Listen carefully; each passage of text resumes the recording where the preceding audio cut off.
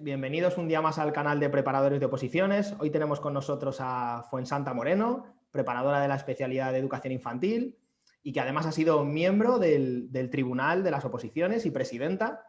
Y hoy hacemos una entrevista un poco especial. Queremos que ella, que desde su experiencia como correctora de exámenes y como miembro del tribunal, nos cuente un poco desde esa otra perspectiva, pues algunos consejos y recomendaciones de cara a realizar nuestro examen de la oposición lo mejor posible. Así que vamos con ello. Bienvenida, Hola, Fuensanta. buenas tardes. Buenas tardes, bienvenida. Como comentaba, eres preparadora ahí en la Academia de la Especialidad de Educación Infantil, para que nos cuentes un poco cuánto tiempo llevas preparando la especialidad y demás.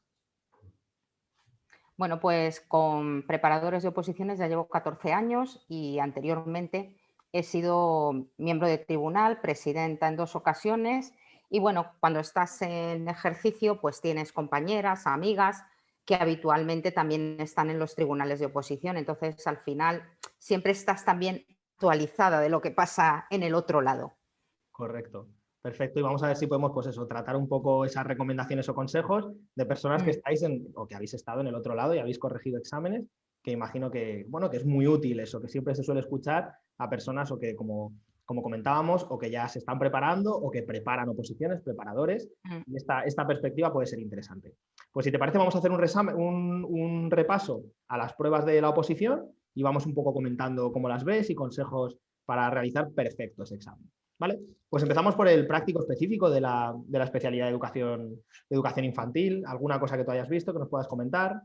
¿Cómo la abordarías tú si tuvieras que presentarte mañana al examen? Mira, sí, en el práctico es muy importante trabajar bien los tiempos, ¿vale? Es 1 hora y media nada más y hay que dar mucha información. Entonces es muy importante que nada más empezar, leer, subrayar el práctico y hacer un breve esquema de cómo lo vamos a abordar. Y a partir de ahí empezar a trabajarlo, ¿vale? No hay que enrollarse mucho en la introducción porque luego nos quedamos sin tiempo para el resto. Y lo fundamental es que toquemos todos los puntos. Es decir, que un práctico en el que no llego al final porque no me da tiempo de hacer la evaluación o no me da tiempo de hacer la atención a la diversidad y me lo dejo sin terminar, no he tocado todos los puntos. Es mejor que, aunque sea brevemente, toquemos todos, que hagamos muy extensas unas partes del práctico y nos dejemos otras sin tocar. Entonces, Vale. eso sería fundamental para una buena elaboración del práctico. Vale, porque a la hora de corregir este examen práctico, sí que os sucede a veces que una persona se ha centrado únicamente en una parte y da a entender un poco al tribunal que corrige que solo dominaba esa parte y no la otra, o se interpreta por parte del tribunal como una falta de tiempo. Normalmente, ¿cómo se valora esto? Normalmente se interpreta como una falta de tiempo y lo que se ve es eso, que han hecho muy completa. Normalmente la parte que más completa suele hacer todo el mundo es la parte de las actividades, ¿vale? Si es un práctico como los que hemos visto en estas últimas convocatorias, ¿qué van a hacer? Pues centrarse en elaborar las actividades, que sean vistosas, originales y al final se quedan sin tiempo para terminar el práctico, para rematarlo. Entonces, eso, no hay que hacer muchas florituras en el apartado de actividades, sí que hay que contar las actividades, pero ir avanzando para que no nos quedemos sin tiempo. El tribunal suele avisar cuando quedan 10 minutos, normalmente dan un toque, quedan 10 minutos y ahí es cuando les ves las caras de, ostras, con todo lo que me queda. Entonces, bueno, pues es Empiezan a- importante que se organicen bien ese tiempo. Vale, y ese punto que has comentado un poco de soslayo de la originalidad a la hora de plantear los prácticos, ¿te parece importante o que sean más técnicos y más rigurosos con la legislación? A mí me parece que hay que hacer actividades que se puedan llevar a la práctica. No tenemos que perder de vista que quien está al otro lado son maestros y maestras de educación infantil, que están todos los días con niños. Normalmente la gente que ya tiene experiencia aborda bien esas actividades, ¿vale? Porque sabe qué se puede hacer y qué no se puede hacer. La gente con menos experiencia suele proponer actividades muy originales, pero que nosotros cuando las leemos decimos, pero esto en una clase de 3 años no se puede hacer porque imagínate la que hay que montar tal. Entonces es mejor hacer cosas que sí, que tengan un toque de originalidad, pero que pensemos la edad de los niños que la van a realizar y que tengamos en cuenta ese tipo de cosas, ¿vale? Yo además imagino, no sé cómo estará la situación COVID el año que viene, ¿vale? Pero si seguimos un poco en la línea de este año, también los opositores van a tener que tener en cuenta todo lo que se está trabajando en los centros acerca del COVID, ¿no? De medidas de higiene, de limpieza, de organización, de orden, que es algo que, por ejemplo, con las alumnas que tenemos, estamos nosotros trabajando de cara a los prácticos, a las unidades didácticas y demás. Porque hay más probabilidades de que pueda ir por esa línea, claro, ¿no? Recogiendo un Claro, y poco. sobre todo que si estamos en esa situación hay que tenerla en cuenta, porque al final los maestros están trabajando en esas condiciones. Entonces, si nos ponemos a hacer una actividad en la que los niños están tocando un montón de materiales, todos allí sin después recogerlo, limpiarlo, organizarlo, claro, van a decir, vale, eso antes se podía hacer, pero ahora esto es inviable, imposible. Entonces, bueno, habrá que ver cómo evoluciona la pandemia, ¿no? Porque a lo mejor estamos hablando de esto y el año que viene esto maravilloso y estamos sin Esperemos. ningún tipo de problema, pero sí que son aspectos a tener en cuenta. Vale, pues nos quedamos con esas claves para el práctico. Pasamos ahora al tema, ¿vale? Bueno, nos preguntan mucho si elegir el tema más complicado o el más sencillo. Un poquito lo que tú has ido viendo cuando has corregido exámenes de oposición con el tema, ¿qué consejos darías? Mira, yo recuerdo un año en que salió un tema que la mayoría de la gente piensa que se puede hacer sin haber estudiado, ¿no? Que era el tema de la alimentación, el tema 9. Y salió otro un poco más complejo. Entonces vimos que la gran mayoría cogían el tema 9, el de la alimentación, y luego hacían un tema sin fundamento, sin base teórica, sin solidez, ¿vale? Entonces sí, contaban mucho porque todos sabemos mucho de alimentación, pero realmente no había contenido teórico. Entonces, el que va bien preparado te hace bien ese tema y te hace bien el tema 14, que es de la programación, por ejemplo, y que es un tema más complejo y más difícil de desarrollar, ¿no? Te hace bien los dos. El que no va preparado, ¿qué hace? Elige el tema fácil y dice, venga, a ver si con un poco de suerte, tal. Entonces, si vas bien preparado, yo creo que puedes elegir el que sea, porque se va a ver tu preparación. Da lo mismo. A la hora de Ser corregir, fácil o difícil. tú y tus compañeros, por aquello de que, porque claro, por ponernos en situación, estáis corrigiendo durante cuánto tiempo. Imagino que estáis un fin de semana, ¿no? ¿O cómo se Pues organiza? mira, normalmente son maratones de 7-8 horas de corrección. Cuando se desarrolla, no es el fin de semana, suele ser entre semana, pero vas muy limitado de tiempo porque es el tiempo que te da recursos humanos para realizar bien con un calendario muy pautado. Entonces tienes que dedicar las horas necesarias a ponerte a leer temas.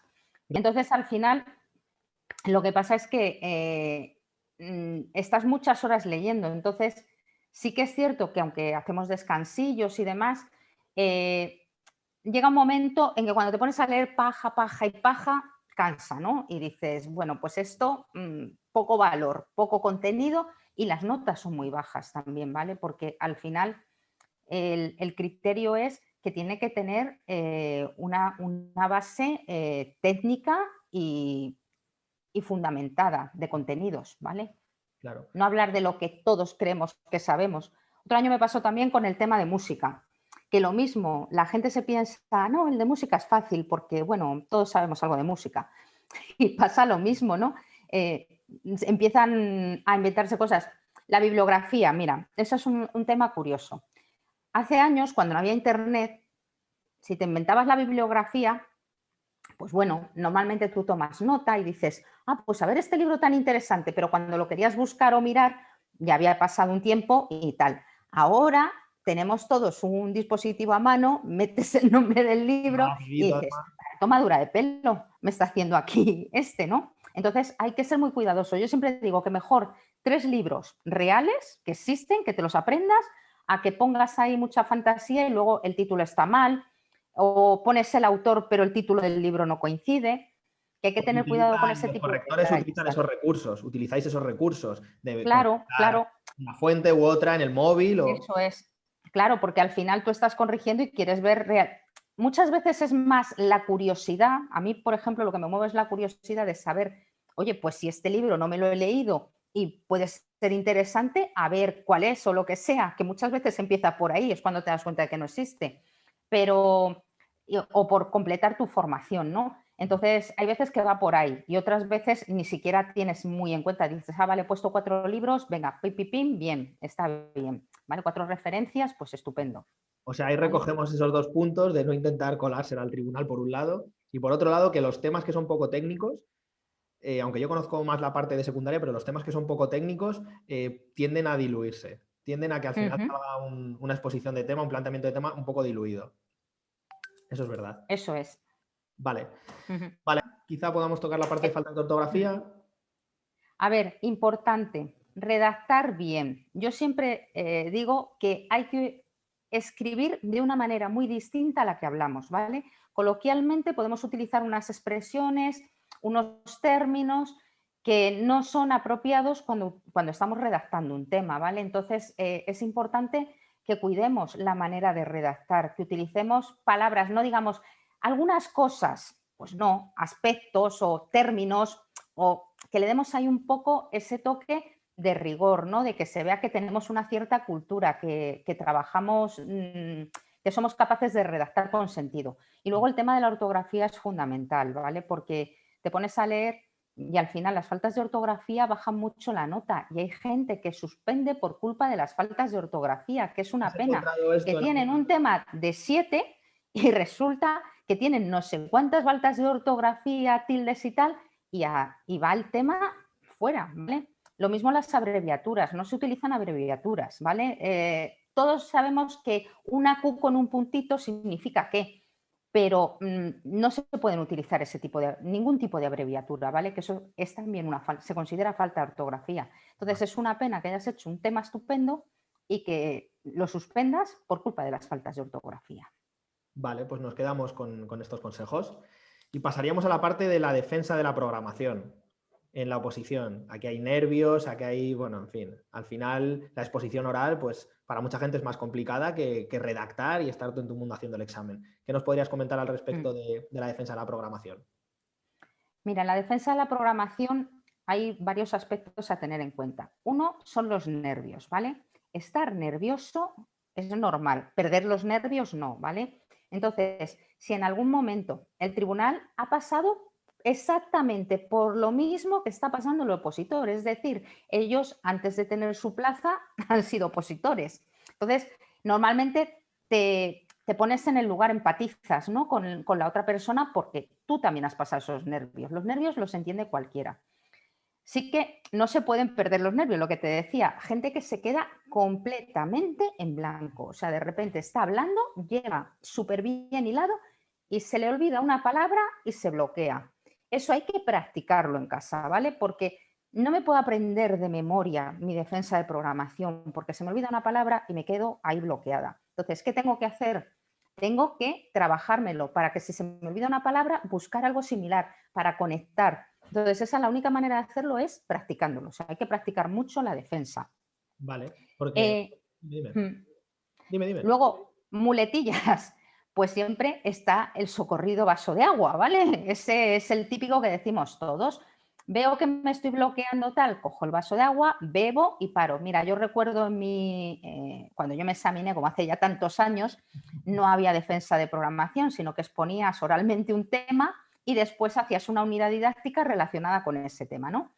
Y yo tenía la boca como una suela de zapato, o sea, de los nervios, y por más agua que bebía, yo no necesitaba beber agua para desarrollar mi unidad didáctica, lo necesitaba porque es que era incapaz de pronunciar de cómo tenía la boca, ¿no? Entonces, bueno, el agua siempre está ahí, es algo socorrido. Vale. Después, una pregunta que hacen muchísimo los opositores es materiales. Hay gente que llega con 3 maletas, 2 mochilas y parece que te van a vender, yo no sé qué, parecen vendedores de algo, ¿no?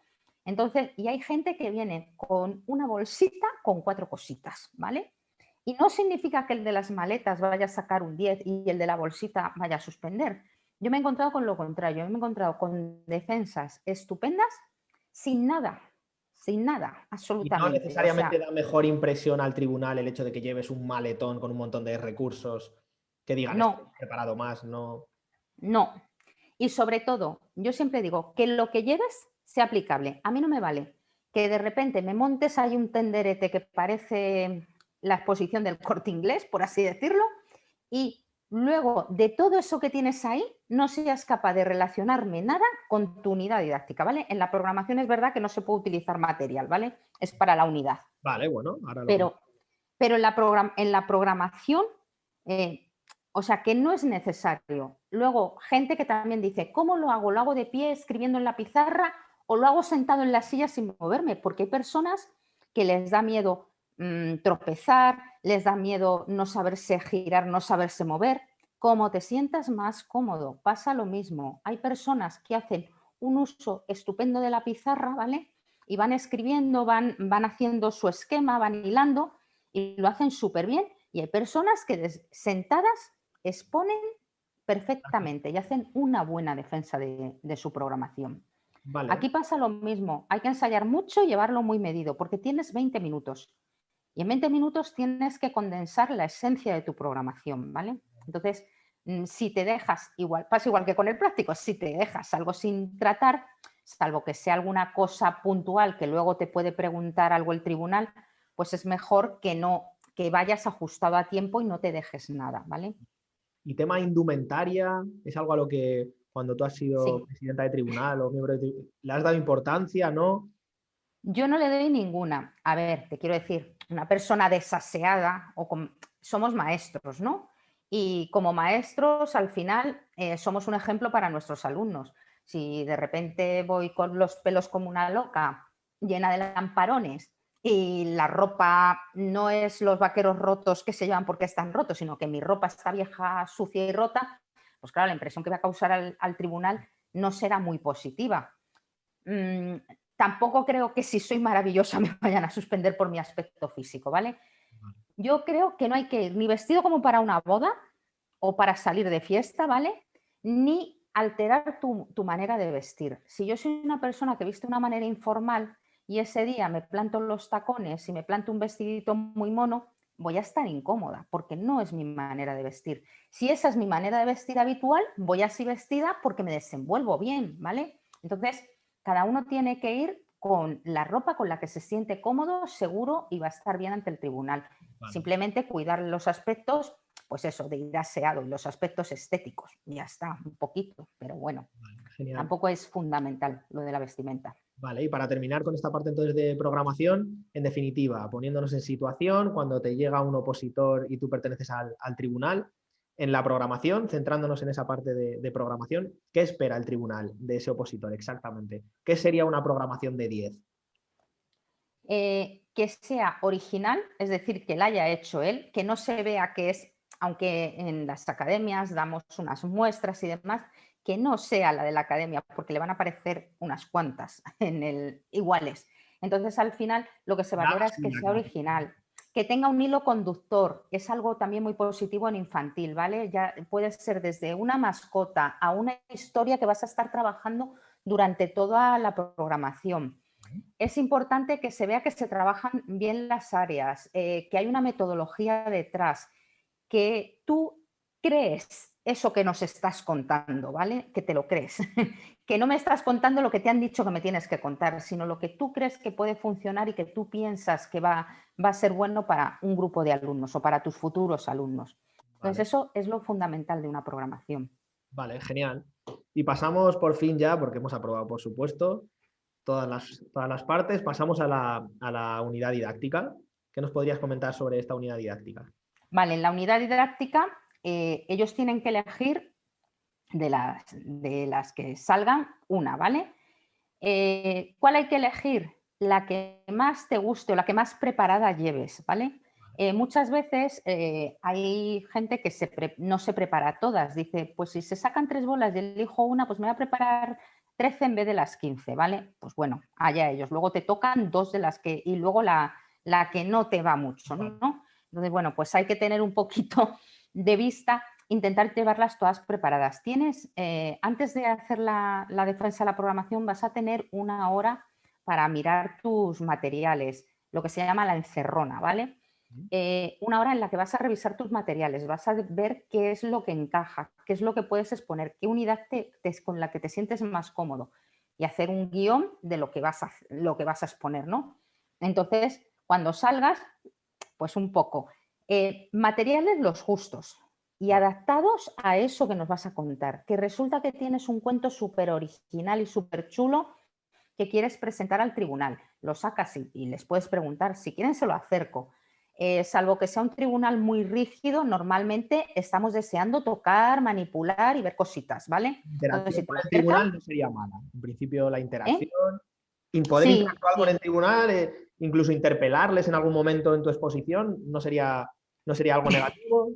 O s- No, mira, yo me he encontrado cosas muy simpáticas. Por ejemplo, una alumna, no, o sea, una de las opositoras nos hizo, bueno, pues iba a hacer una canción con unos ritmos, pues nos puso a hacer los ritmos como si fuésemos los alumnos. Y dentro del contexto en el que lo hizo, estaba bien hecho y era una buena exposición, ¿vale? Porque nos hizo participar, sales un poco del letargo que tienes de estar escuchando y bueno, pues estuvo bien, pero porque estaba bien, ¿vale? O sea, a lo mejor si es un desastre exposición y nos hace participar, decimos, pues vale, ¿vale? la aprobación, El ¿no? interaccionar se puede hacer, ¿vale? O sea, que yo creo que no hay ningún problema. O estás contando una historia, dices, les voy a contar una historia tal, y cuentas un poquito y haces una pregunta. Pues a lo mejor no te contesta ninguno, pero a lo mejor uno te contesta, ¿no? Y te da ahí un poco de ánimo. Entonces, tampoco está mal el interaccionar. Luego, muchas veces es el propio tribunal el que te pide ver el material cuando terminas, ¿vale? Mientras que estás recogiendo y demás, te dicen, oye, ¿me podrías dejar un momento el cuento o la lámina que has sacado y demás? Pues porque le interesa, porque al final, lo que te digo, somos docentes y lo que queremos también es aprender. En las oposiciones, o sea, cuando estás de tribunal de oposición, se aprende mucho, pero Vale. mucho, porque hay personas con muy buenas ideas y que traen pues eso, proyectos frescos y te apetece aprender también de ellos. Vale, vale, ya entonces terminaríamos con la parte de las preguntas que puede hacer el tribunal al opositor. Aquí algo que comentar. Sabemos que no siempre, ¿no? No siempre se pregunta, ¿vale? De hecho, hay veces que ha quedado claro o no ha ido tan bien que dices, no le voy a hacer pasar un peor rato haciéndole preguntas. Si te hacen preguntas, las preguntas no son para pillarte, ¿vale? En la mayoría de las ocasiones. Normalmente son preguntas para ayudarte. Algo que no me ha quedado claro y quiero que me lo aclares. Me he dado cuenta de que se te ha olvidado decir los criterios de evaluación. Y, lo has hecho tan bien que quiero que me los digas, ¿no? Pues para tenerlo en cuenta. Entonces te los pregunto. Ahí las caras son dramáticas. O sea, cuando les preguntas algo que se han olvidado es, no pasa nada, tú dímelos. Entonces, bueno, pues te los dicen y demás. Entonces, que no te digo que haya Es una alguien. oportunidad realmente, ¿no? Para... Claro, es una manera de ayudar, ¿vale? Yo siempre, cuando he estado en tribunal, siempre le he dicho al tribunal, estamos aquí para ayudar, no para fiscalizar. O sea, nosotros tenemos que hacer nuestro trabajo, que es evaluarles y darles una calificación. Pero si les podemos ayudar, hay que ayudarles, porque al final estar frente a, aunque todos cuando están exponiendo tengamos cara de póker, estemos escuchando atentamente y demás, no dejamos de saber lo que se siente en el otro lado. Entonces, al final buscas ayudar. Yo te digo, yo en mi experiencia personal, cuando hice la exposición, me hicieron preguntas y yo la verdad es que cuando terminé me quedé con la sensación de decir, no sé si me han preguntado para ayudarme o no. Yo no tenía ninguna experiencia en educación infantil, ¿vale? Nunca había trabajado. Era la primera vez que me presentaba. Y recuerdo que uno de los miembros del tribunal me preguntó, ¿has trabajado alguna vez? Y le dije, no, no tengo ninguna experiencia. No sé por qué me hicieron esa pregunta, ¿vale? Si era porque había dicho una barbaridad O porque al o revés. tal, pero a lo mejor la pregunta era para echarme un cable porque había dicho algo que les sonó un poco extraño y dijeron, bueno, pues pobre, que no ha trabajado nunca, ¿no? No lo sé. Saqué un 10, por cierto. No es mala nota. No les pareció Así mal. que A lo eso, mejor te te quiero preguntaban, decir que yo me fui muy mal, pero luego cuando vi la nota fue como, pues no lo debía hacer tan mal. a lo mejor te preguntaban precisamente porque te veían tan suelta que dicen, debe tener experiencia, ¿no? Pues también, a lo mejor, pero vamos, eso, ya te digo que la pregunta me fui con ella aquí unos cuantos días. Normal. Vale, y el temido, me preguntan algo y, bueno, no sé esa cuestión concreta que me han preguntado, ¿eso cómo lo gestionamos? Pues mira, yo creo que siendo sinceros. Vale. Repíteme la pregunta y si ves, porque hay veces que es bloqueo nuestro, que no la hemos entendido, te la formulan de otra manera y la entiendes, ¿vale? Y si vemos que no sabemos contestar, tenemos dos opciones: contestar lo que nosotros creemos que debemos contestar y ya está, o decir, mira, ahora mismo estoy en blanco y no sé cómo salir de esta. Y tampoco pasaría nada, a lo mejor te hace otra pregunta distinta, te lo dice de otra manera y ves la luz. Normalmente las preguntas, como son sobre lo que tú has expuesto, no son preguntas que requieran grandes conocimientos por tu parte, ¿vale? Sino en base a lo que tú has expuesto. No te van a preguntar ahí, cuéntame las etapas del desarrollo cognitivo de Piaget para que las sueltes, ¿vale? No es. Vale. Vale, genial. Pues hasta aquí un poco el repaso al examen. Espero que les sirva a los opositores este contenido y que, bueno, que les sirvan estos consejos y que los puedan aplicar en el examen para sacar un 10 como mínimo. Claro que sí. Y bueno, antes de terminar la entrevista, estamos haciendo una pregunta a todos los que pasáis por el canal, que es sinceramente una curiosidad mía personal, que es ¿qué hicisteis cuando conocisteis el aprobado? Porque después de tanto tiempo, ¿qué hicisteis? ¿Qué pensasteis? Si os fuisteis a celebrarlo a algún sitio, ¿cómo te sentiste? Bueno, las que somos de la prehistoria, que no había internet y entonces no veías no te llegaba, no veías.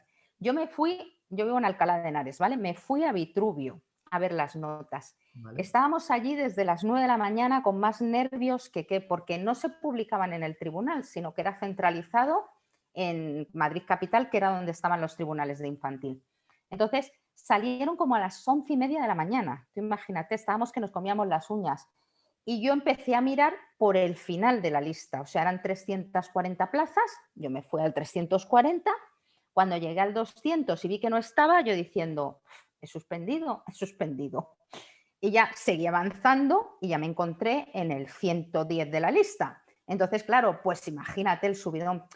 Fue agridulce porque yo iba con dos amigas y ellas no habían aprobado, ¿vale? Entonces, claro, tú estás feliz que te sales, encima ahí no podías coger el WhatsApp, comunicar, llamar, nada. Ahí esperando la cola de la cabina telefónica para poder llamar a mis padres a contárselo. O sea, que imagínate. Como si te hubiera tocado la lotería, ¿no? Te sientes en ese momento. Igual. O sea, fue un subidón tal que estaba en una nube, no me lo creía. Ostras. Pues oye, increíble testimonio, la verdad. Bueno, Fuensanta, pues hasta aquí la entrevista. Te agradezco mucho que hayas pasado por el canal y nos vemos en la academia para seguir, oye, ayudando a opositores. Muchas gracias. Nada, gracias a ti y nos vemos. Gracias. Hasta luego.